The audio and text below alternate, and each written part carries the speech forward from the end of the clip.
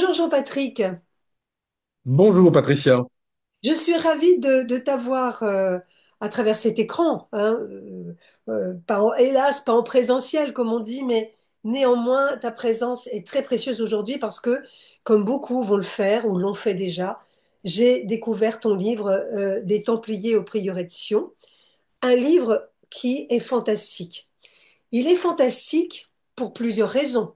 Il y a une raison un peu égoïste qui est que moi, j'avais reçu, à travers, alors je le montre aussi, parce que comme ça, je me fais une petite pub en passant, à travers mes deux livres, Le Templier m'a dit, La Révélation des Templiers, on m'a parlé des Templiers, mais d'une façon extrêmement, j'allais dire, surnaturelle, paranormale, ce qui fait que je n'ai pas fait les recherches que tu as faites quand j'ai capté tout ça.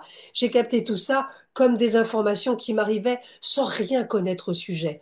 Et donc, j'étais toujours en doute, j'étais toujours en questionnement par rapport à ce que je recevais, qui n'était pas forcément confirmé par les gens qui étaient autour de moi et qui se disaient experts dans la matière. Et je me suis rendu compte que quand on parle des Templiers, c'est tellement diversifié, c'est tellement riche et à la fois tellement méconnu que chacun y va de sa légende, chacun y va de son historiette, chacun y va de son héros, mais personne ne raconte la véritable histoire en étant le plus simplement et le plus de manière la plus honnête, lucide. Et toi, tu l'es. Alors d'abord, ta recherche sur les Templiers, tous ceux qui ont vu tes podcasts savent que ça remonte avec Rennes le Château, les Templiers, c'est vraiment un sujet qui te passionne. Moi, je voudrais juste te poser la question, depuis quand ça te passionne? Oh, bah, écoute, ça remonte à très loin, puisque bon, j'ai 64 ans, je m'en cache pas. Et quand j'ai commencé à découvrir les Templiers, je devais avoir 13 ans à peu près. Et parce qu'un jour, mes parents m'avaient offert un petit livre de Bibliothèque verte où c'était une aventure de jeunes adolescents et ils devaient aller chercher le trésor des Templiers. Et l'auteur avait eu l'idée de faire 4 feuillets, on va dire, qui racontaient brièvement l'histoire du temps.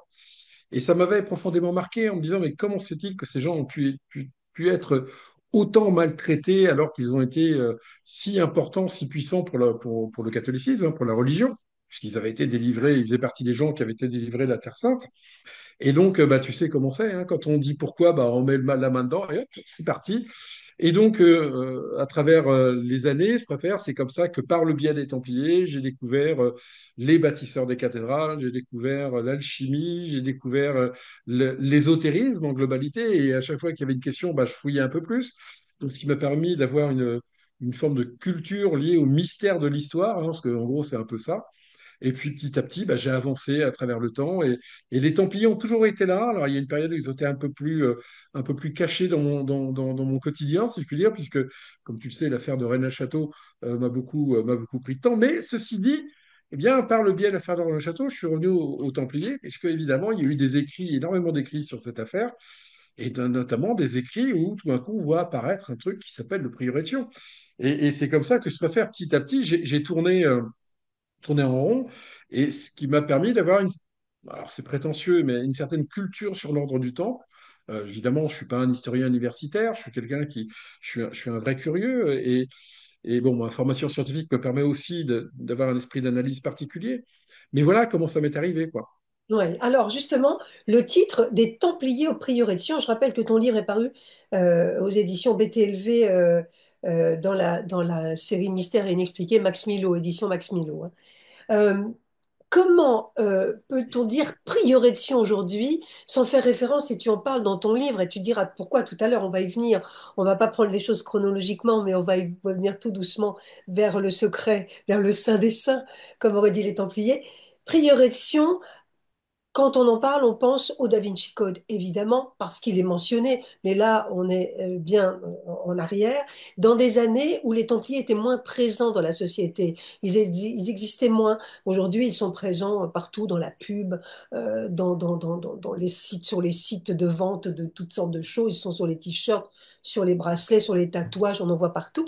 À l'époque, on ne parlait pas des Templiers, mais on entend parler du prieuré de Sion et dans le film et dans le livre de Dan Brown, le film qui en a été tiré, on voit l'importance de ce prieuré de Sion qui est un petit peu voilà, sulfureux. C'est toujours très, très sulfureux. Le prieuré de Sion qui alors tu le dis hein, dans ton livre, est un élément très important chez les Templiers, très lié aux Templiers. Oui, oui, alors, c'est-à-dire que, si je préfère, d'abord, faut qu'on soit clair, pendant des années, mais vraiment des années, j'ai été persuadé que le prieuré de Sion était, excuse-moi le mot, mais une foutaise, quoi. Quelque chose qui était l'œuvre d'un homme mythomane, mégalomane, qui avait besoin de se faire connaître. Et j'ai très longtemps rejeté le prieuré de Sion comme étant quelque chose qui n'avait aucun fondement. Et puis, comme tu le dis, quand on commence à gratter un peu, là-dessus, je me suis dit, mais pourquoi? Parce que c'est toujours pareil, hein, pourquoi ce type, parce on peut le citer, c'est Pierre Plantard, pourquoi ce personnage a-t-il pris autant de risques, parce qu'il prend des risques personnels énormes en se présentant comme le dernier grand maître d'un ordre multimillénaire,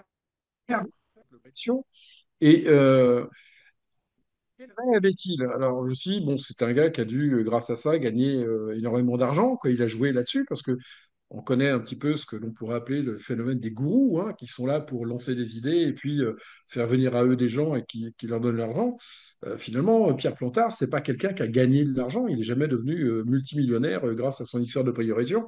Et il s'est même attiré de gros ennuis avec cette histoire de priorisation. Donc c'est là où je me suis dit, mais qu'est-ce qui s'est passé dans la tête de ce type pour qu'il prenne autant de risques? Et depuis 4 5 ans, j'ai commencé à m'y intéresser beaucoup plus. C'est vrai que j'ai eu l'occasion de pouvoir rencontrer des gens, des historiens, des ésotéristes, des gens très pointus dans le domaine je dirais, de ce qu'on peut appeler les sciences cachées, quelque part. Et petit à petit, j'ai vu quelque chose se dessiner qui m'a paru extrêmement incroyable. C'est là où j'ai compris que le prieuré de Sion, finalement, n'était qu'un écran de fumée, un nom pour nommer quelque chose qui ne devait pas être encore nommé, quelque part. Et c'est ça qui a été extrêmement intéressant. Et j'ai commencé à avancer. Et du coup, je suis revenu un petit peu aux Templiers, puisque dans l'histoire du prieuré de Sion, c'est ce que raconte Pierre Plantard dans les fameux documents qu'il a déposés à la Bibliothèque nationale, parce qu'il y a un travail mais considérable de réalisation de faux, si je puis dire, parce qu'il faut dire le mot. Sous le nom d'un certain dossier Lobino, on voit qu'il y a une quantité, une énergie incroyable qui est déployée pour rien dans l'absolu, si ce n'est que pour tout d'un coup que les gens s'intéressent à quelque chose, pour leur dire, venez voir ça parce qu'il y a quelque chose d'intéressant. Et dans ces fameux documents que Pierre Pontard va déposer à la Bibliothèque nationale dans les années 60, c'est là où on voit apparaître vraiment l'ordre du Temple. On voit apparaître l'ordre du Temple et un autre point fondamental qui est la lignée mérovingienne. Et très honnêtement, je me suis dit, mais qu'est-ce que vient faire la lignée mérovingienne là-dedans, quoi? C'est complètement idiot. Et puis finalement, ben, comme on dit, il faut savoir réfléchir et puis se dire que même si on peut penser quelque chose d'idiot, il faut des fois se mettre à penser et à réfléchir différemment. Et c'est là où j'ai trouvé des liens assez incroyables entre ce que peut être ou aurait pu être le prieuré de Sion et le lien avec l'ordre du Temple. Et je me suis aperçu que c'était quelque chose d'assez incroyable.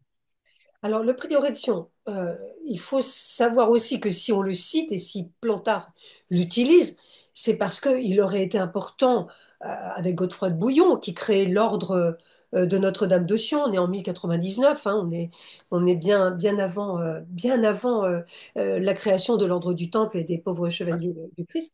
Mais il semblerait quand même que Notre-Dame de Sion, le prieuré, l'abbaye de Notre-Dame de Sion, ait joué, et je voudrais savoir ce que tu en penses, parce que tu ne l'abordes pas forcément, mais peut-être que justement, Plantard a utilisé ce prieuré de Sion parce que l'abbaye Notre-Dame de Sion aurait joué un rôle considérable dans la fondation de cet ordre des pauvres chevaliers du Christ.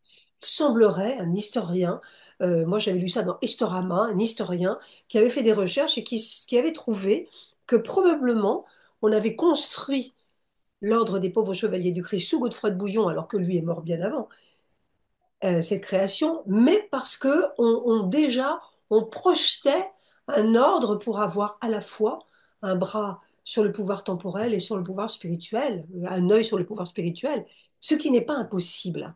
D'où l'importance de Sion, même si Sion n'a pas été par la suite quelque chose qui a survécu. Mais peut-être que Plantard a utilisé cela aussi parce que c'était comme ça faisait partie des fondamentaux. Moi, je pensais ça. Qui dit fondamentaux parle évidemment des fondamentaux aussi de notre lignée royale. Il faut savoir aussi que tu parles de Pierre Plantard. On est dans les années 50. C'est un royaliste, et plus que ça, parce que dans le livre, tu l'écorches un peu. Tu dis c'est un collabo, c'est un pétainiste, c'est un type qui a des idées bien arrêtées, mais c'est pas ça qui est important, c'est pas ça ce qui est à retenir hein, aujourd'hui. Non. Il parle des Mérovingiens et l'histoire que tu vas dévoiler, on va pas tout dire parce que je voudrais que les gens aillent regarder. On va juste faire le buzz aujourd'hui de ce livre, sans dévoiler parce que tu détailles tellement bien qu'il serait dommage de dévoiler les choses. Mais enfin, pour résumer, notre lignée royale, celle qu'on a connue jusqu'à Louis XVI, après, évidemment, je ne compte pas ceux qui ont suivi, euh, elle serait une lignée d'imposteurs. Grosso modo, je lance le mot, c'est ce que les Templiers auraient découvert, sans doute. Ces Templiers qui découvrent des tonnes de documents, des tonnes de choses, pendant combien de temps vont-ils fouiller? Et d'après toi, pourquoi fouillent-ils pendant tout ce temps en Terre Sainte? Tu touches différents sujets et en effet, c'est extrêmement intéressant. Et c'est vrai que dans mon livre, je ne parle pas de l'origine, entre guillemets, secrète de l'ordre du Temple. Parce qu'il fallait bien commencer par un début. Bien sûr, Et je commence, en effet, tu as raison, je commence par la fameuse histoire de la construction du temple par les 9 premiers chevaliers. Mais en effet, tu as raison. Ils ne sont pas sortis ex nihilo comme ça. Pardon. Il y a autre chose avant. Mais peut-être que j'en parlerai une oui, autre fois. je pense que ça Mais serait bien de raconter c'est vrai pourquoi. qu'en effet, pardon, c'est vrai qu'en effet, il y a une genèse à tout ça. Ouais. Euh, et que euh, ce que les Templiers vont devoir faire, parce que ce que je dis dans mon livre, ils partent à 9 en Terre Sainte pendant 9 ans, alors tout ça est des chiffres un peu symboliques, mais ils Oui, reviennent aussi à 9. Et quand on sait que lorsqu'on est chevalier en croisade, quand on part à 100, si on revient à 2, on est content. Donc ça veut donc dire que ces 9 chevaliers, qui étaient censés les protéger les routes des pèlerins, n'ont sûrement pas beaucoup tiré l'épée. Je pense oui, qu'ils avaient en effet une mission qui leur avait été confiée, notamment par un certain Bernard de Fontaine, qui viendra Bernard de Clairvaux, mais également par le comte de Champagne. Parce que je pense que le comte de Champagne, qui est pas très loin de la Lorraine, alors quand les gens liront mon livre, comprendront pourquoi je fais cette petite allusion. Je pense qu'il y avait une réelle mission qui était donnée aux Templiers, qu'ils ont menée à bien. Et lorsqu'ils sont rentrés, je dirais, en France, on va dire globalement en France, en effet, c'est là où tout va se déclencher parce que des éléments étaient importants. Et comme tu le dis toi-même, Patricia, en effet, les lignées royales sont assez complexes en France. Ceci dit, c'est vrai qu'historiquement, la seule lignée royale, si je puis dire, sacrée, puisque c'est le terme que l'on peut employer, puisque ça a été les premiers rois qui ont reçu le Saint-Crème par l'Église catholique de Rome, eh bien, ce sont les rois mérovingiens. Les rois mérovingiens, sauf que, bah, évidemment, toute lignée va s'éteindre petit à petit dans le temps, mais il va y avoir une continuité avec les carolingiens. Donc, jusqu'aux carolingiens, il y a du sang mérovingien qui circule dans les rois de France. Et puis un jour, il y a un homme qui s'appelle Luc Capet qui va faire un coup d'État. Qui va faire un coup d'État, et là, il y a une rupture de lignée par le sang qui se fait dans les rois de France. Et en effet, je crois que je le dis comme ça dans mon livre, les Capétiens sont des usurpateurs. et oui, oui. Faut oser le dire, je Et, trouve ça formidable, c'est un beau courage de le dire. voilà, Et c'est vrai en plus. et je pense que c'est pour ça qu'un roi comme Philippe le Bel avait sûrement une grande crainte vis-à-vis des Templiers, qui peut-être, comme tu le disais, ont trouvé non seulement des choses à Jérusalem, et peut-être des choses liées à la religion, que peut-être il aurait bien aimé avoir en sa possession, parce que ça lui aurait permis de mettre la pression, si je puis dire, sur Rome et ses papes. Mais je pense qu'il savait aussi que les Templiers détenaient des éléments qui auraient pu mettre à mal la dynastie capétienne.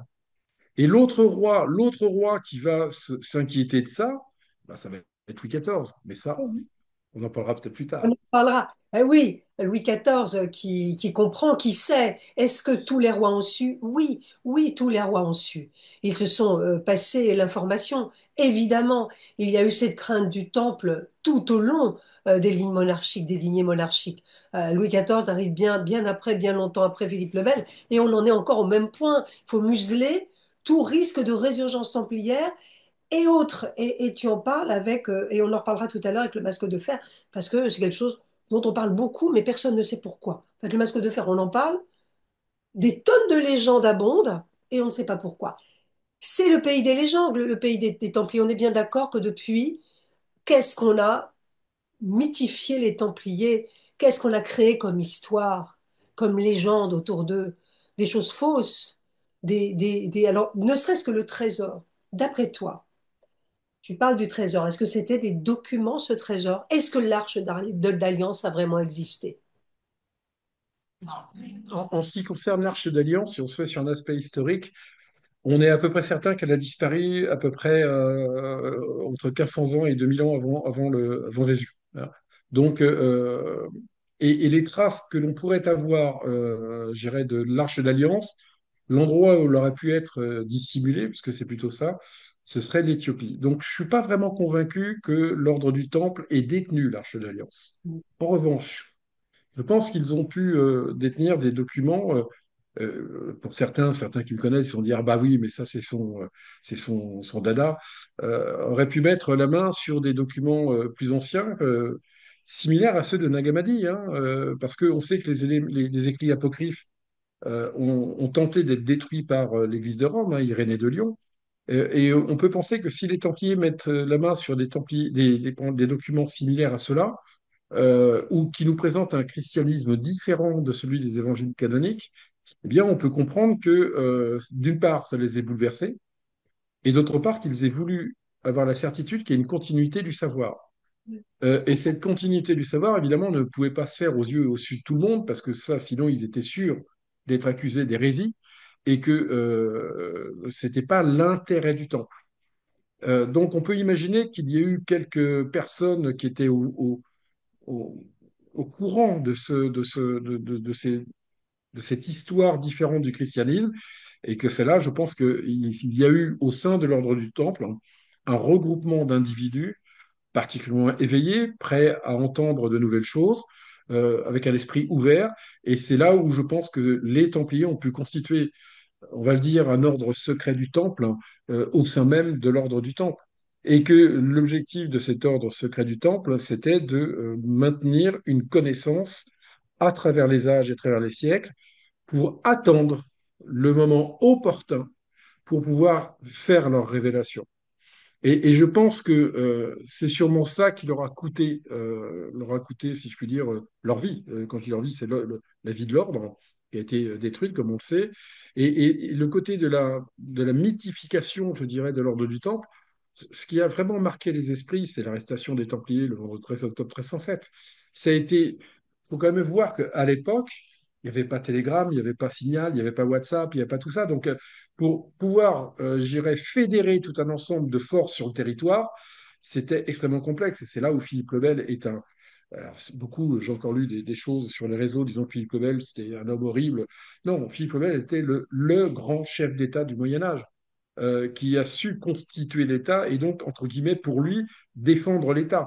Et défendre l'État, c'était aussi défendre, malgré tout, la religion, parce que lui, il aurait bien aimé avoir un pouvoir dessus. Et puis surtout, peut-être, comme on le disait précédemment, défendre sa lignée, faire en sorte que les Capétiens restent les rois de France. Et Philippe le Bel est vraiment quelqu'un qui a réussi à mener un combat assez extraordinaire et faire arrêter tous les Templiers le vendredi 13 octobre 1307 au matin. C'est quelque chose qui a marqué la société de l'époque. Elle a tellement marqué la société de l'époque que c'est comme ça que je pense que tout le mythe templier s'est monté dans la population en se disant, mais comment se fait-il que des gens d'une telle puissance ont pu être annihilés en quelques heures? Parce que c'est ça, ils ont été annihilés en quelques heures. Et je pense que c'est de là que les légendes sont venues. Et puis, on a un grand problème avec l'ordre du Temple, parce qu'on nous disait qu'il était extrêmement riche, ce qui était vrai. Alors, il y avait surtout une très grande fortune foncière, ce qui à l'époque était fondamental dans la vie des puissants, si je puis dire. Ils avaient une fortune foncière bien plus grande que celle de certains suzerains, mais aussi que de certains seigneurs. Donc, je pense qu'aussi, là aussi, ils gênaient un peu. Et puis, l'autre problème que nous avons avec l'ordre du Temple, c'est que nous n'avons quasiment aucune archive de l'ordre. Les archives de l'ordre ont disparu. Alors, quand je dis les archives, bon, on a quelques cartulaires qui circulent dans les bibliothèques, et les cartulaires, ce sont on va dire en gros les inventaires d'une ferme. Voilà. Il y a tant de tonnes de blé, il y a tant de tonnes de maïs, il y a voilà. Euh, donc c'est la vie d'une communauté, si je puis dire. En revanche, tous les documents qu'on pourrait qualifier de politiques entre les grands maîtres de l'ordre du Temple et les puissants, et voire même avec les papes, nous n'avons rien. Et nous n'avons aucun document qui spécifie les échanges qu'il y aurait pu y avoir au sein même de l'ordre du Temple. Ou en tout cas, il y en a très très peu à ma connaissance. Et je pense que le vrai mystère de l'ordre du Temple, il est là. Et je pense qu'un des grandes motivations de Jacques de Molay, ça a été, parce que tout le monde dit que Jacques de Molay était un imbécile, c'était un bon paysan. Non, il faut quand même se rappeler que Jacques de Molay, c'était un chef d'État, quelque part. Il gérait à peu près 5200 commanderies, plusieurs centaines de milliers de Templiers. C'était un chef d'État. Et Absolument. donc, quand il a senti que le vent tournait, il a fait en sorte que tout ce qui devait être caché a été caché, tellement bien caché qu'on ne sait toujours pas où c'est et qu'on ne dispose de rien. Peut-être justement parce que ça doit attendre à un moment spécifique, ce qui était sûrement aussi l'objectif de cet ordre secret templier qui était enfermé au sein de l'ordre public, si je puis dire, et qui devait protéger au fil des temps. Et c'est ce que j'essaye de démontrer dans mon livre. On voit que cette protection a continué jusqu'à nos jours. Oui. Détruire ou plutôt cacher, plutôt que de laisser aux mains de ceux qui n'étaient pas destinés à recevoir ces informations et ces documents. C'est ça. Tu dis, ils ont su bien avant, et ça, on l'imagine très bien, on le sait. Oui, oui, Pratiquement, oui. ils ont été informés de leur arrestation, ils ont eu le temps de s'organiser, certains ont eu le temps de partir, d'autres de rester. Je Exactement. pense qu'ils sont organisés également dans la détention, dans qui partirait, qui resterait, etc. Il y a toujours eu une grande organisation chez les Templiers. Et là, ils partent. Alors après, on sait qu'ils partent dans divers coins, on parle de l'Écosse, etc. Mais il y a une place importante et une place qui va être déterminante pour la suite en Espagne. Hein. Et tu en parles très très bien. Que s'est-il passé avec l'Espagne quand ils ont fui?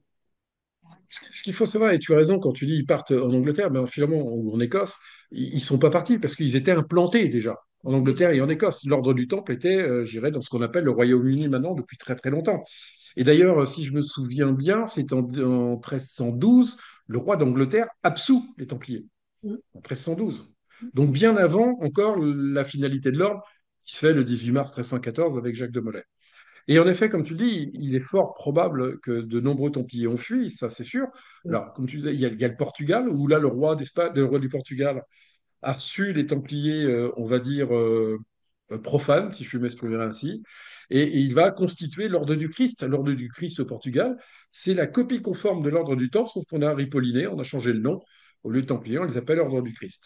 Bon, ça c'est une chose. Mais en effet, il y en a beaucoup qui se sont réfugiés en Espagne, et notamment dans un ordre qui est l'ordre de Calatrava, qui avait déjà été, je dirais, structuré bien avant ces événements.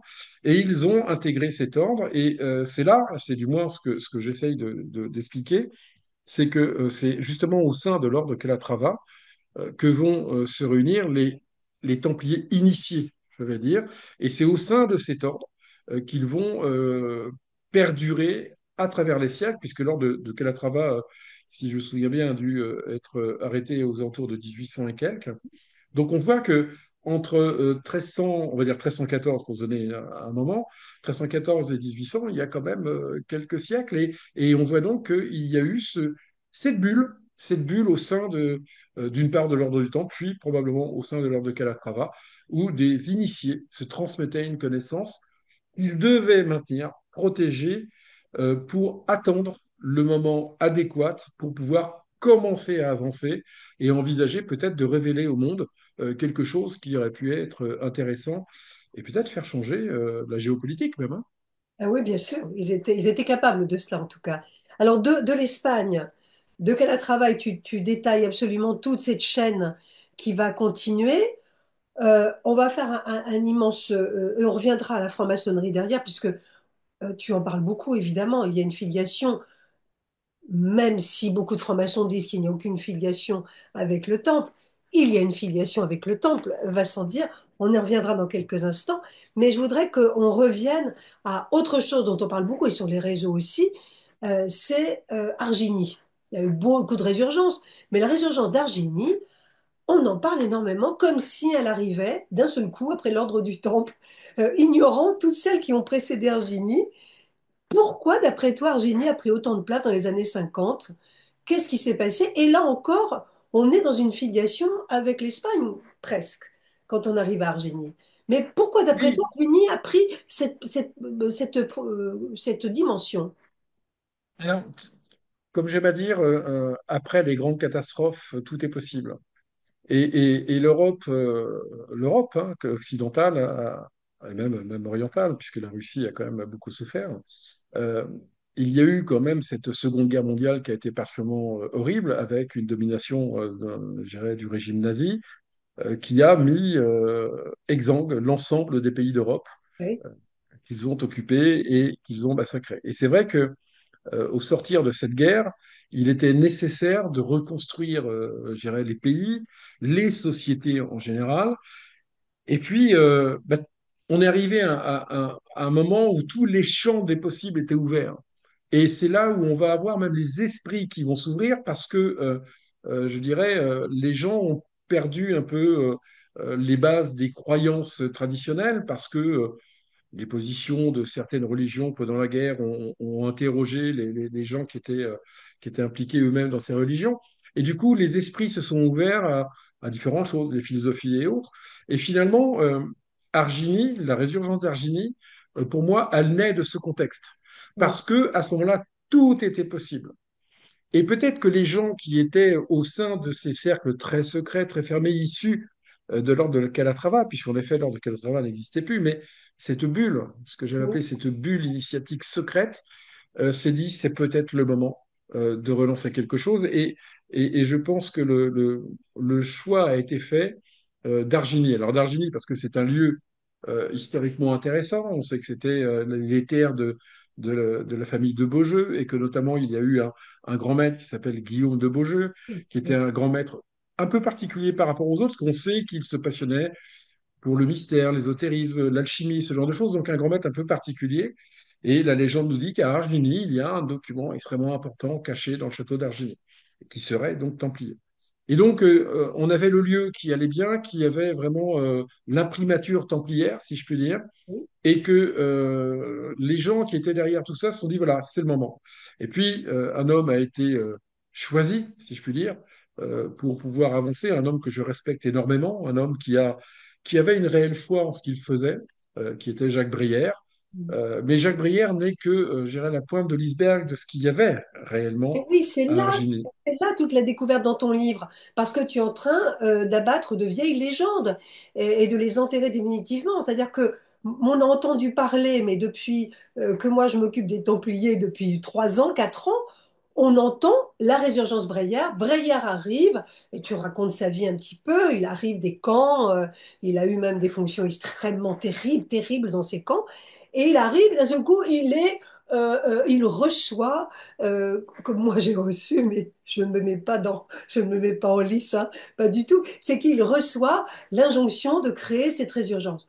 Et grâce à toi, on découvre que pas du tout, du tout, du tout. Ça s'est pas du tout passé comme ça. Ça, c'est la légende qu'on a créée par la suite, parce que ça arrangeait tout le monde. Qu'est-ce qui s'est passé en réalité? Je ne dis pas que Jacques Brière n'ait pas été en contact avec l'esprit des Non, moi Templiers. non Chacun plus. Et il jugera était suivant ses médium, sensibilités. probablement. Oui, oui, tout à fait. Mais, mais ceci dit, euh, il a été choisi. Il a été choisi par des gens, et j'en nomme un, qui Oui, s'appelle Maxime de Roquemaure. très important. Maxime de Roquemaure est un très grand initié, qui est justement l'un des membres de cette bulle secrète, qui déjà avait commencé à vouloir se faire apparaître à travers une autre société secrète qui s'appelle la chaîne d'Anne. C'est très difficile à trouver. Il a fallu vraiment que je gratte pour trouver les liens. Ah, tu as beaucoup Quant à la travaillé, bulle, hein. Tu as beaucoup, beaucoup à travaillé. la bulle, On va reconnaître. à la bulle dont je parle, je la citerai pas ici. Les gens découvriront l'un de ces noms dans le livre. Mais c'est les gens de la bulle, si vous voulez, ont mandaté Roquemort pour que justement il mette en route quelque chose. Et il lui fallait un médium, entre guillemets, quelqu'un qui soit capable d'être l'interface entre le monde profane avec des gens qui le reconnaissent comme étant celui qui pouvait porter la résurgence d'Argélie. c'est ça. Et Maxime de Roquemaure a fait en sorte que, et d'autres, hein, ils étaient quelques-uns autour de lui, ont fait en sorte que la résurgence puisse se lancer. Et elle s'est lancée. Elle s'est lancée. Il y a vraiment eu une démarche qui s'est faite, puisque à terme, il va y avoir un ordre qui s'appelle l'ordre souverain du Temple solaire, qui n'a rien à voir avec l'ordre du Temple solaire. J'insiste là-dessus, hein. Jacques Breyer n'a absolument rien à voir avec l'ordre souverain l'ordre du Temple solaire, pardon. Bien sûr, C'est-à-dire ce temple qui, vous savez, dans les années 90, qui ont fait des massacres. bien Breyer sûr. n'a rien à Les voir brigands, là-dedans, qu'on soit très c'était des clair là-dessus. brigands, ça n'avait rien à voir, hein. En revanche, oui, il fait partie des fondateurs de l'ordre souverain du Temple solaire, l'OSTS, et qui va perdurer quelques années.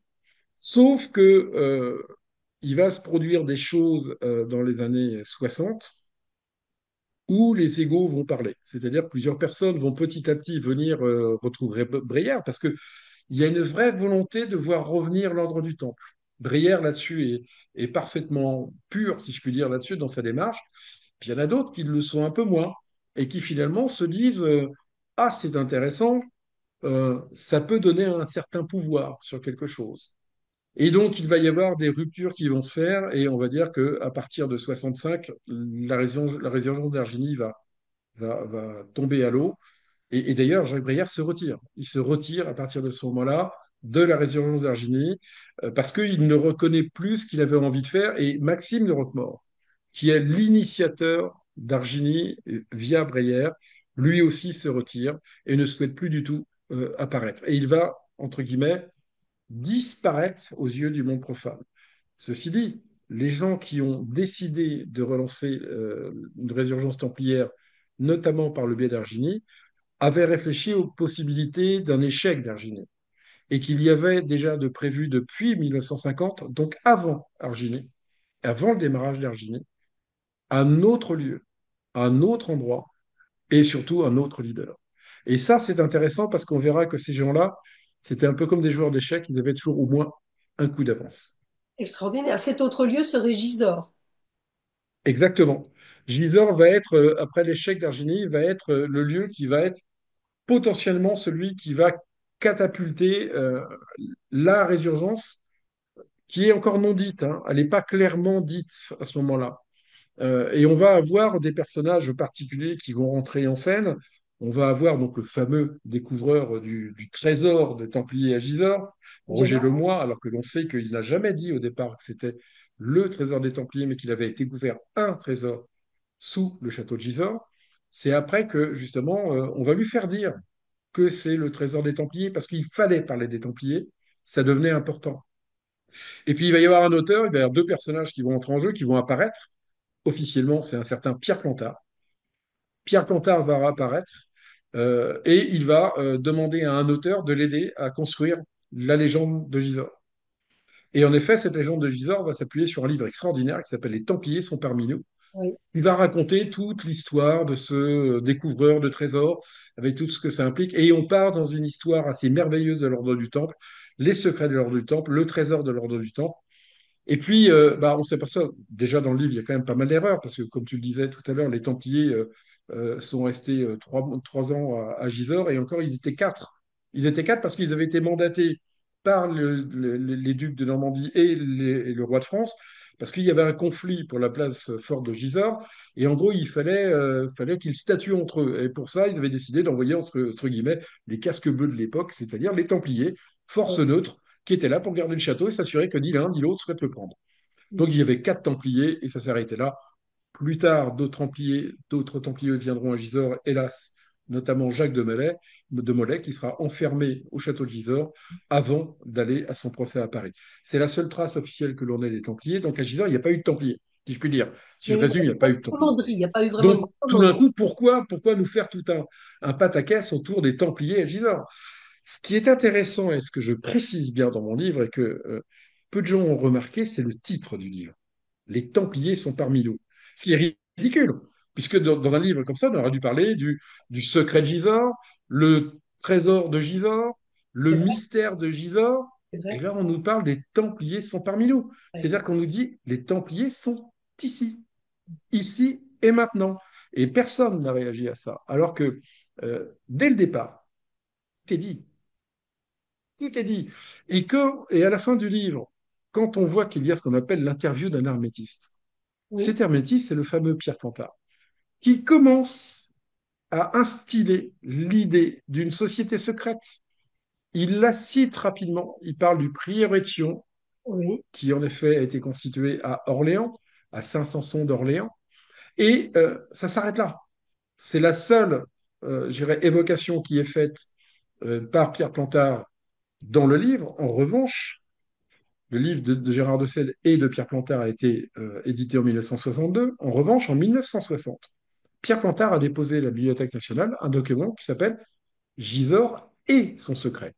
Ah, Et dans ce document, il cite bien le prieuré de Sion. Sauf que, et d'ailleurs une partie, ce qui est exprimé dans le livre de Gérard de Sède, Les Templiers sont parmi nous, c'est un extrait de Gisors et son secret, mais autant que l'on parle du prieuré de Sion dans Gisors et son secret, autant que c'est occulté dans Les Templiers sont parmi nous, parce que le moment n'était pas encore n'était adéquat.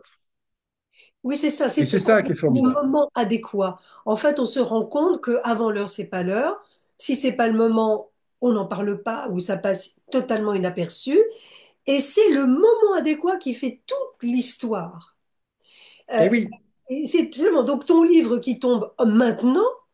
C'est le moment adéquat plus que jamais, puisque les Templiers sont vraiment parmi nous. En tout cas, on en parle partout. Même si on ne les voit pas exactement, vraiment, on en parle partout et tout le c'est monde se sûr. revendique Templiers. Il y a plein de groupes qui naissent tous les jours, de gens qui s'habillent avec des croix et qui portent des aumes et qui disent «Je suis Templier». Sur Amazon, on n'a jamais vendu autant. Mais c'est vrai, il y a vraiment quelque chose d'étrange, comme si tout à coup on voulait jouer à Zorro, on joue au Templier, on joue à être Templier, en rappelant bien sûr, et tu le dis dans ton livre, que c'est pas un jeu, c'est pas une posture, être Templier, on est bien Voilà. d'accord.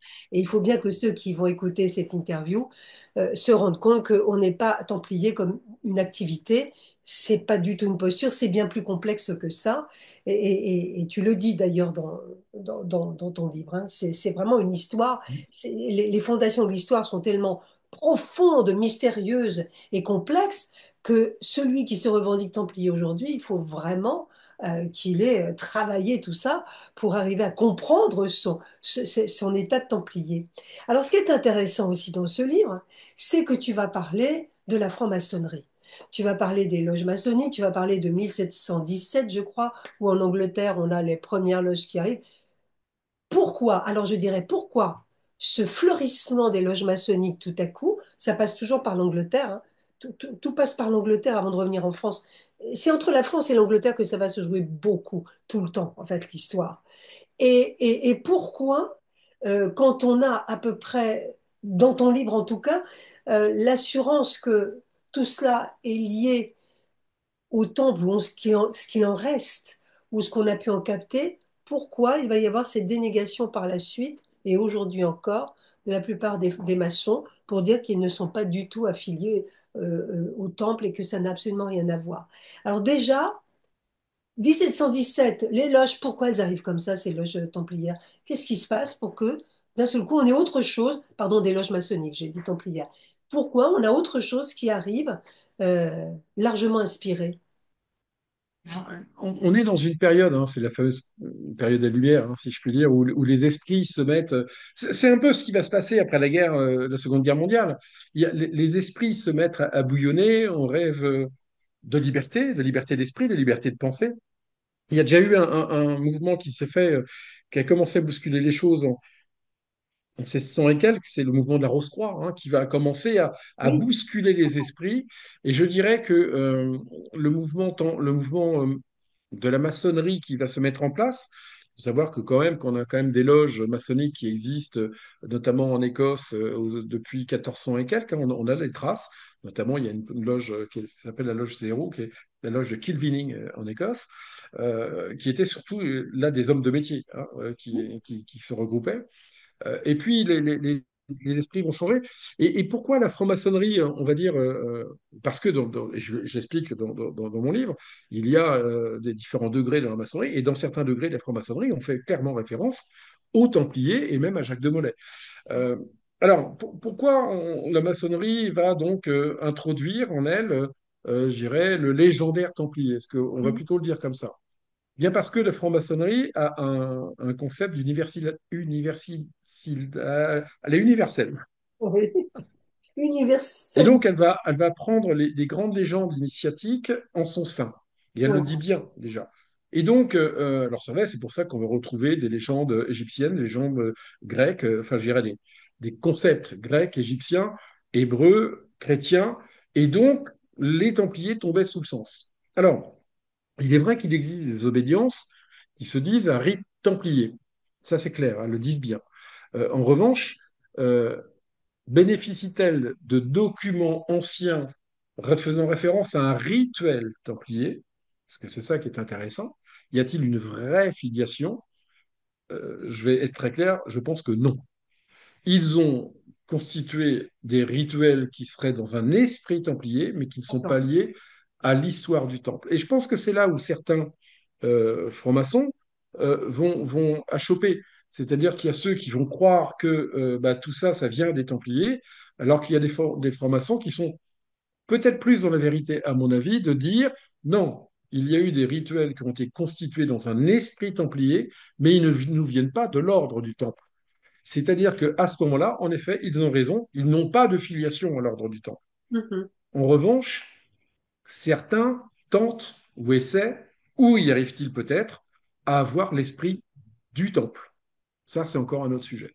C'est ça, oui, tout à fait. En tout cas, les sociétés secrètes, on se rend compte qu'elles ont toujours existé et qu'il y a une nécessité chez l'homme à créer des sociétés secrètes de Oui, réunions où on se réunit dans des buts toujours différents, mais des buts d'élévation, de découverte, se donner un sens en fin de compte à son existence. Et il est vrai que ces sociétés secrètes sont toutes la quête de tous les grands hommes. On sait que par exemple Napoléon, puisque tu parles même dans ton livre de Fabré Palaprà, là on est sous Napoléon, et Napoléon va être lui-même très intéressé, je crois qu'il va être initié au temple, il me semble qu'il est initié au temple, d'après ce que je sais. Et tu parles de cette espèce de résurgence, encore une fois, mais alors là en grande pompe, puisque on va oui, même voir des Templiers défiler dans les rues de Paris, chose qu'on n'avait pas vue depuis le Moyen Âge. Qu'est-ce qui se passe ouais. alors à cette époque-là? Alors c'est vrai que c'est vraiment ça, c'est vraiment la première résurgence templière qui est lancée par Fabré Palaprà. Parce que Fabré Palaprà se dit être le détenteur d'un document très ancien qui s'appelle la charte de Jean-Marc Larminus, pardon. Et cette charte de Jean-Marc Larminus posséderait l'ensemble de toutes les signatures des grands maîtres après Jacques de Molay, et lui serait le dernier.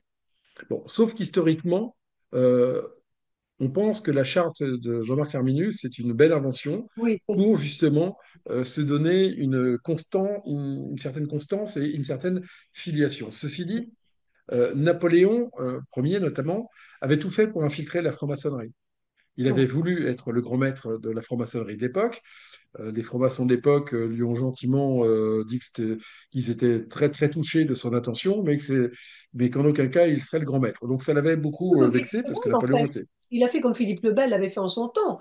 Lui aussi voulait être le grand maître. exactement, exactement. Oui, il voulait rentrer dans le temple, hein, il voulait être le grand maître du temple, Philippe le Bel, hein. Oui, Et, et donc, Napoléon était quand même assez malin parce qu'il a réussi à mettre en place pas mal des membres de sa famille je dirais dans le monde maçonnique, à tel point que la franc-maçonnerie suédoise est issue de Bernadotte, qui était l'un des gendres de Napoléon.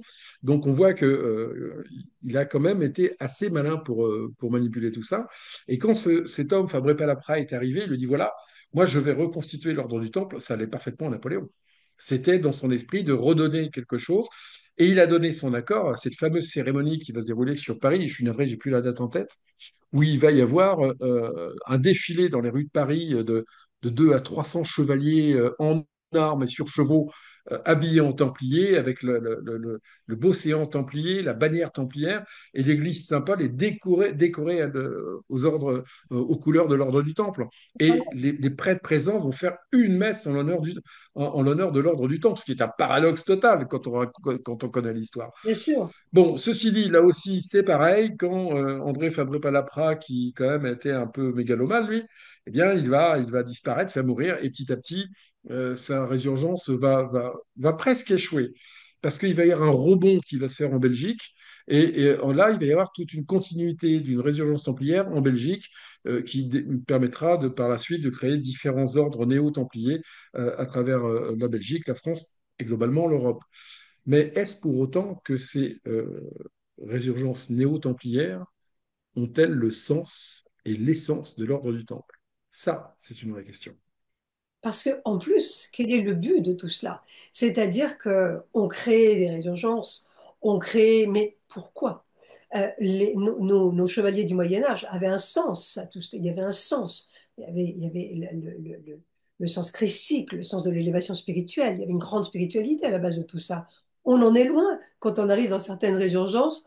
On en est loin, vu, tu parlais de mégalomanie, ça a été également l'attribut de beaucoup de gens qui se sont occupés de résurgence et de choses comme ça, c'était des vrais mégalos qui se sont sentis investis tout à coup de tas de pouvoirs.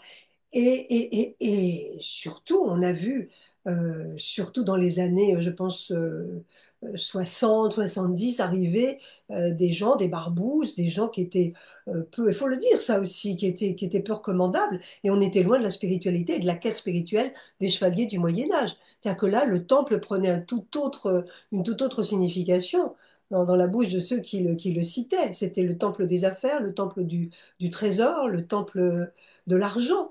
Et il faut voir aussi ça, c'est que chacun en fait ce qu'il veut. Oui, mais tu as parfaitement raison. Moi, je pense que s'il doit y avoir une résurgence templière, elle doit avoir un sens sacré. Elle doit avoir une essence qui doit être liée à autre chose je dirais que le monde séculier.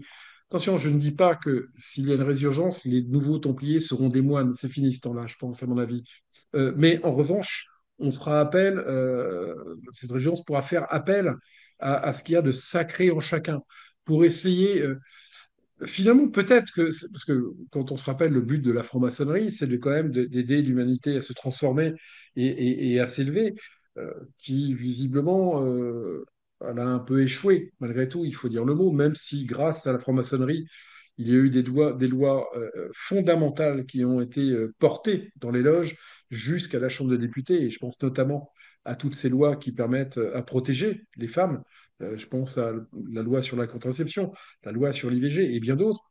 Ça, c'est des vrais combats qui ont été faits d'une certaine élévation. Mais je pense que l'essence a été un peu perdue et peut-être que justement, si un jour il devait y avoir une résurgence templière, il faudrait qu'elle soit d'essence, je dis pas divine, je parle de sacré. Oui. Et c'est encore différent que le divin. D'abord, peut-on l'atteindre, le divin? C'est une vraie question qu'on peut se poser. En revanche, le sacré, on peut déjà commencer à travailler sérieusement dessus. Et je pense que si un jour il doit y avoir quelque chose, et c'est pour ça que les résurgences précédentes, que des gens comme Maxime de Roquemaure ont préféré se retirer plutôt que de continuer à essayer de tirer quelque chose qui n'allait pas. C'est pour ça qu'ils ont après tenté de refaire autre chose sur Gisors, qui n'a pas marché. Mais dans mon livre, j'explique que finalement, c'est un problème politique. On verra pourquoi. Et puis, il y a eu d'autres affaires, comme l'affaire de René-Château, parce que là aussi, il fallait un sujet et que le prieuré de Sion pouvait s'asseoir sur cette légende de René-Château, parce que l'affaire de René-Château se suffit en elle-même, il ne faut pas se faire d'illusions. Elle n'a rien à voir avec le prieuré de Sion. Par contre, le prieuré de Sion s'est assis sur la légende de René-Château parce qu'elle avait besoin d'un levier pour faire quelque chose. Et puis, ça c'est parti en déliquescence. Et donc, on en est où? On en est où maintenant? Y aura-t-il quelque chose? C'est une vraie question. C'est la vraie question. Tout part en déliquescence en permanence. Pourquoi? Est-ce que parce que notre époque ne permet plus d'avoir ces capacités à dépasser une époque de la consommation, de la mondialisation, permet-elle la création d'une résurgence templière? Est-ce qu'il y a trop de différences? Est-ce que cette résurgence n'est pas d'emblée dévoyée par les mentalités d'une époque? Parce que tout dépend également des mentalités. Je note quand même qu'à chaque fois qu'il y a eu des résurgences, il y a eu, c'était soit après des guerres, soit après des périodes de grande souffrance. C'est pas un hasard non plus. Est-ce Non, que non. on fait appel aux Templiers? Je dis bien, est-ce qu'ils arrivent? Est-ce qu'on leur fait appel quand il y a une grande souffrance et qu'on est perdu? C'est comme si, en fin de compte, ces structures se montent et ces possibilité existe quand les gens sont en souffrance et qu'ils veulent faire appel à quelque chose de vertueux, d'absolument Ouais. vertueux, sacré, glorieux, qui puisse venir les secourir et leur faire comprendre qu'il y a encore de la vertu, qu'elle existe nichée quelque part dans l'humanité. Parfois on en doute aujourd'hui, c'est vrai qu'on en doute, mais c'est aussi un symbole. Le temple est un symbole. On parlait, il y a tellement de choses. Moi, je rappelle que ce livre-là qui vient de sortir, je ne sais pas si on le voit à l'endroit ou à l'envers sur mon écran, mais en tout cas, ça s'appelle Des Templiers au prieuré de Sion. C'est chez Max Milo, BTLV. C'est Jean-Patrick Pourtal qui l'a écrit. Il faut absolument le lire si vous êtes intéressé. Vous avez une multitude. Là, on en parle comme ça, on est obligé de survoler. Il y a tellement de recherches et de détails que c'est d'une richesse absolue. On parlait de politique. Est-ce que un ordre du temple peut s'entendre avec un pouvoir politique aujourd'hui, ou est-ce qu'il rencontrerait, je dis bien l'ordre du temps, je ne parle pas de la franc-maçonnerie. On sait que les politiques et les francs-maçons sont très très liés. Mais est-ce qu'un ordre du temple tel qu'on le décrit, tel qu'il est préconisé, pourrait s'entendre avec un pouvoir politique aujourd'hui? Là, on en revient toujours à la question primaire, c'est qu'est-ce que serait cet ordre du temple? Si c'est une structure qui devient institutionnelle, donc apparente, je suis convaincu que ça ne marchera pas parce que ça deviendra un parti politique. Et que dans ces cas-là, on va avoir toutes les problématiques. En revanche, l'esprit du temple, c'est l'esprit qui peut être en chacun de nous. C'est comme ça que je le vois, hein. C'est ma façon de voir, hein. Voilà, on C'est mon, reste c'est mon côté en dehors. rêveur. Et je pense que on serait plus dans la constitution d'un, comment dire, euh, d'un réseau. Imaginons un réseau, on parle du web hein, avec tous les réseaux. Je me demande si ça ne serait pas plutôt quelque chose qui serait un réseau et donc finalement de faire en sorte que les populations deviennent un peu plus demanderesses de choses plus conformes par rapport à une époque où on est dans le monde du mélange et du milieu et qui on est dans une époque où tout est possible aussi. Ça peut aller dans le drame comme dans le parfait. Mais faut-il encore que l'esprit de l'homme accepte d'avancer sur le bon chemin et de ne pas choisir celui de la facilité qui va aller vers le consumérisme et autres. C'est un peu comme en alchimie, hein. Il y a la voie sèche et la voie humide. La voie humide, c'est entre guillemets la plus simple, la voie sèche étant la plus dangereuse. Sommes-nous prêts à prendre la voie sèche? C'est une vraie question. En tout cas, dans ce livre, tu parles de Rennes-le-Château, forcément, tu es presque devenu un expert de Rennes-le-Château. Tu parles aussi de François Mitterrand et de Roger Patrice Pelat. Mhm. Moi, ça m'a beaucoup amusé de savoir qu'ils étaient allés là-bas. Ils ont rencontré Plantard, je crois, tous les deux. Oui, Oui, oui, c'est ils ont. intéressant. Alors, je ne suis pas convaincu que Plantard ait rencontré comment il s'appelle, Roger Patrice Mitterrand. Mitterrand, En pardon. revanche, Patrice Polla, oui, parce que justement, ça a été une des choses qui a stoppé Plantard par la suite, puisque quand il y a eu la fameuse affaire Roger Patrice Polla, il a été trouvé dans les documents de cet homme des liens avec Pierre Plantard. Et donc Pierre Plantard a été entendu par les services de renseignement. Et à l'époque, ils ont donc découvert des documents où il disait être le prochain monarque de Oui, la France, puisque descendant mérovingien. Et là, on lui a fait comprendre que s'il voulait pas avoir plus de soucis, il fallait que ça s'arrête. Et c'est vrai qu'à partir des années 2000, on a cessé d'entendre parler de Pierre Plantard, enfin même avant les années 90, on a cessé d'entendre parler de Pierre Plantard. Et je dirais que justement tous les espoirs d'une résurgence sont tombés à l'eau aussi à ce moment-là. Et parce qu'il était quand même le leader. Alors, on pourrait en parler pendant des heures, j'en parle dans mon livre. Et c'est vrai que là aussi, c'est tombé. Plantard a été emporté dans un mouvement qui, là, il a pu avoir une forme de mégalomanie qui s'est produite. Et quand il a vraiment affirmé qu'il était le vrai roi mérovingien et tout dernier qui pouvait donc prétendre au trône de France, qu'en gros c'est ce qu'il disait, là je pense que ça a commencé à être problématique. Parce que là aussi, finalement, on revient sur un problème d'ego. Alors c'est vrai qu'après, Pierre Plantard était entouré par des individus qui lui ont permis de redescendre, sauf qu'il est vraiment tombé dans le silence. Maintenant, oui. que sont devenus tous ces individus? Mais oui, alors donc tout ça est intéressant parce que finalement, on voit que, soi-disant, même des gens que l'on prend à l'époque. Pierre Plantard avait été un peu ridiculisé pour essayer de l'ostraciser.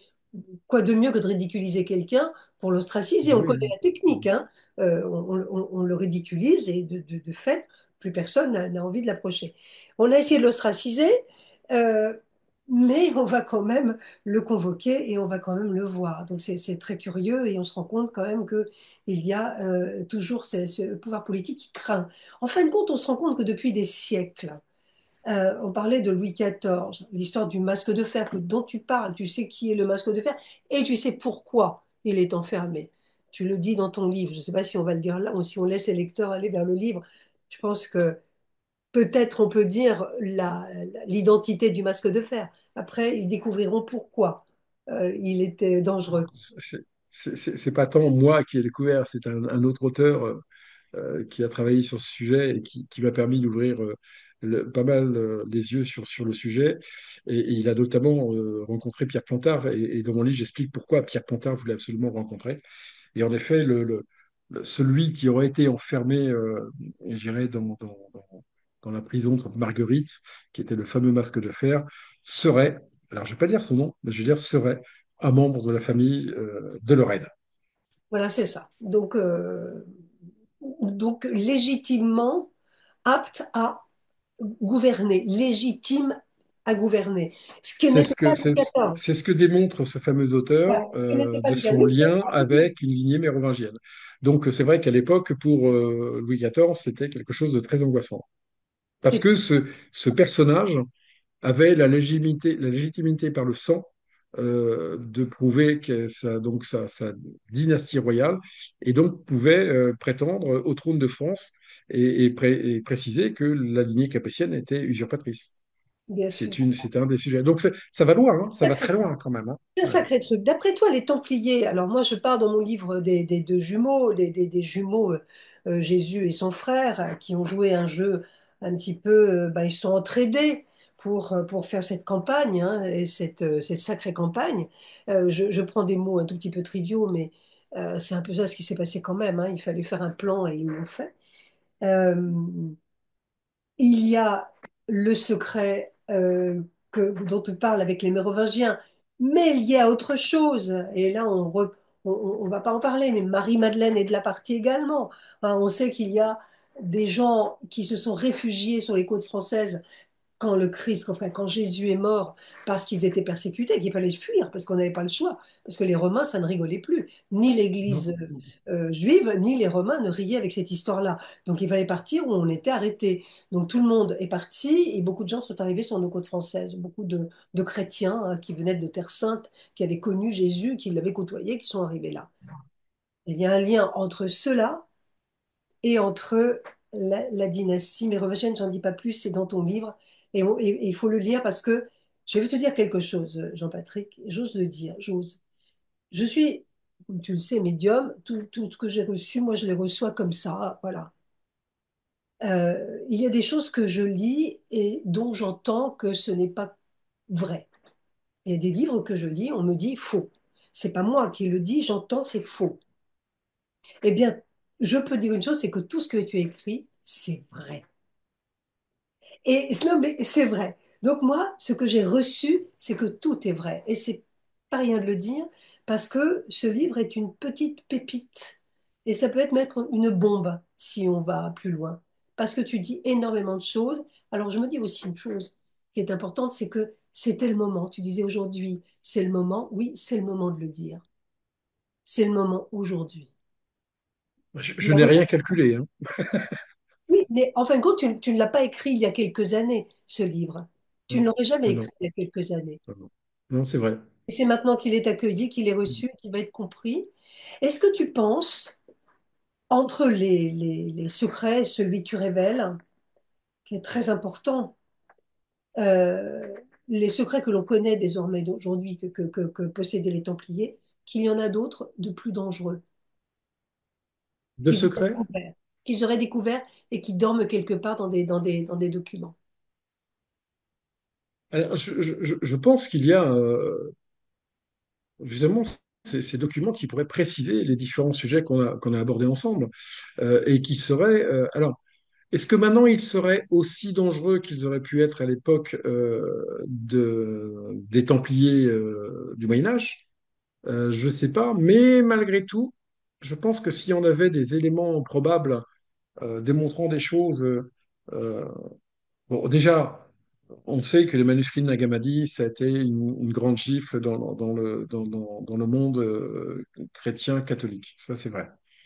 Imaginons qu'on a encore des choses qui pourraient encore nous permettre différemment. Je pense que ça serait embêtant. Maintenant, l'idée n'est pas de détruire l'Église catholique, mais Bien sûr que peut-être, non.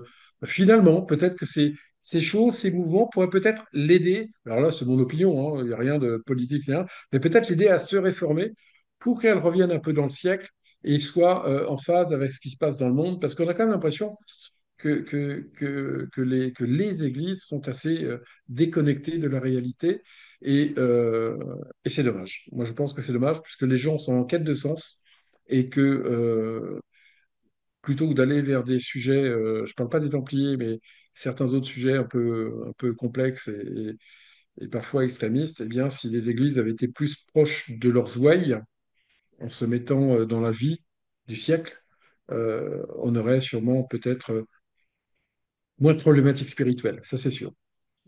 Est-ce que aujourd'hui tu mets en garde ceux qui voudraient faire partie de groupes templiers qui fleurissent sur les réseaux Oui, sociaux et autres, tu les mets en garde devant toutes les attractions templières multiples et variées qui existent?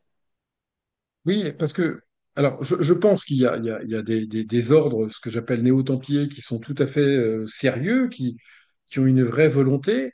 Il y en a sûrement qui sont très, c'est pas méchant quand je dis ça, mais qui sont très folkloriques, qui aiment bien se retrouver autour d'un barbecue déguisé en templier. Pourquoi pas? Enfin, je veux dire, moi, je trouve ça très sympa. Et puis il y a les autres. Il y a les autres qui peuvent être beaucoup plus tordus, Oui. soyons-le, soyons clairs là-dessus, qui ont des notions d'appât du gain, qui vont vouloir attirer des gens, comme je disais, en quête de sens. On l'a vu avec l'ordre du Temple solaire, c'est exactement ce qui s'est passé. Et on sait que l'ordre du Temple solaire n'est pas mort, il est toujours en veille. Donc attention, ceux qui veulent vivre une histoire templière, vous avez raison, mais soyez vigilants à qui vous avez affaire. Et faites attention et surtout allez les chercher si vous voulez parce que cela ne se montre pas. En fait, les vrais Templiers ne se montrent pas, ne parlent pas d'eux, ne font pas de publicité et restent dans une totale clandestinité. Donc c'est très On compliqué. on est exactement dans le concept de ce que cette société secrète que je baptisais la bulle tout à l'heure, au sein de l'ordre du Temple est, c'est-à-dire qu'elle existe parce que c'est une vraie société secrète et je pense qu'elle doit travailler maintenant à essayer de faire quelque chose et que je pense que si on veut vraiment être un Templier, d'abord on ne va pas téléphoner quelque part ou écrire quelque part, on vient vous chercher et il va se passer. Je pense qu'on est plus dans cet esprit-là. En ce qui me concerne, je n'ai pas été encore appelé, mais bon, on ne sait jamais, hein. Non, non, je rigole. Je taquine. En tout cas, Jean-Patrick, moi je voulais te remercier pour ce livre.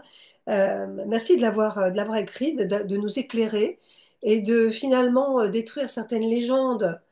Parce que les légendes, c'est jamais bon, c'est très joli, mais ça ne fait pas avancer les choses, hein, de vivre dans les légendes. On peut se raconter de belles histoires, mais c'est pas pour autant qu'on avance avec ces belles histoires. Là, la vérité est rétablie sur beaucoup de facettes. Tu as rétabli des vérités, tu dis des choses essentielles. Tu disais, je ne sais pas ce que ça pourrait changer, mais déjà, de pouvoir penser que notre ligne royale n'ait pas été légitime, je trouve que inconsciemment, dans l'inconscient collectif, c'est très dérangeant, évidemment. Ça remet beaucoup de choses en question, ça explique également beaucoup de choses, et que l'existence que l'on croit dessinée, que l'on croit tracée, toute tracée, ne l'est pas. Et que tout, il y a toujours quelque chose qui se cache derrière, sans être parano et sans être complotiste. C'est vraiment très, très intéressant. Voilà. Merci beaucoup. Jean-Patrick, on va te voir. Tu as des dates, évidemment, de conférences. Tu commences une série de conférences. Et alors là, tu as des dates jusqu'à, je suppose, pendant tout l'été. Après, en automne, on va te revoir un petit peu partout. Tu vas faire un petit tour de France. Oui, la semaine prochaine, je suis à Besançon pour une conférence sur la sortie de mon livre. Ensuite, j'ai des émissions sur BTLV que je vais enregistrer, puisque je suis toujours chroniqueur sur BTLV. Il va se passer encore quelque chose autour de l'événement du livre. Et puis par la suite, je vais aller à Rennes-le-Château où je vais faire également une conférence. Il va y avoir aussi, j'irai une autre à Aix-en-Provence à la rentrée. J'en ai une autre qui se dessine sur Perpignan. Enfin, voilà, je suis un peu Tu comme vas être très toi, pas pris. aussi fort que toi, mais Non, je me non, balade pas mal. tu vas être très pris. En tout cas, je te remercie beaucoup, Jean-Patrick. Merci pour ce moment passé ensemble. Et voilà, lisez ça. C'est le livre des vacances. En plus, ça se lit bien. C'est très agréable à lire. Oui, Beaucoup de prise de tête c'est- parce que c'est pas un livre d'histoire. Il y en a certains qui sont vraiment imbuvables. Moi, j'ai des livres sur les Templiers qui sont parfois, je dis bien imbuvables, hein, pas l'argument, mais la façon de raconter est absolument imbuvable. Voilà, des Templiers au prieuré de Sion, chez BTLV, Max Milo, édition Jean-Patrick Pourtal. Merci Jean-Patrick, on se dit à bientôt, peut-être même dans le cadre. Merci, Patricia. Voilà, si les gens qui nous regardent ont envie de nous inviter ensemble pour une conférence, Avec grand plaisir. voilà, faites-le, invitez-nous, ce sera avec plaisir. Avec Merci à grand toi. plaisir. À très très bientôt. À très bientôt. Merci, Patricia. Au revoir. Jean-Patrick.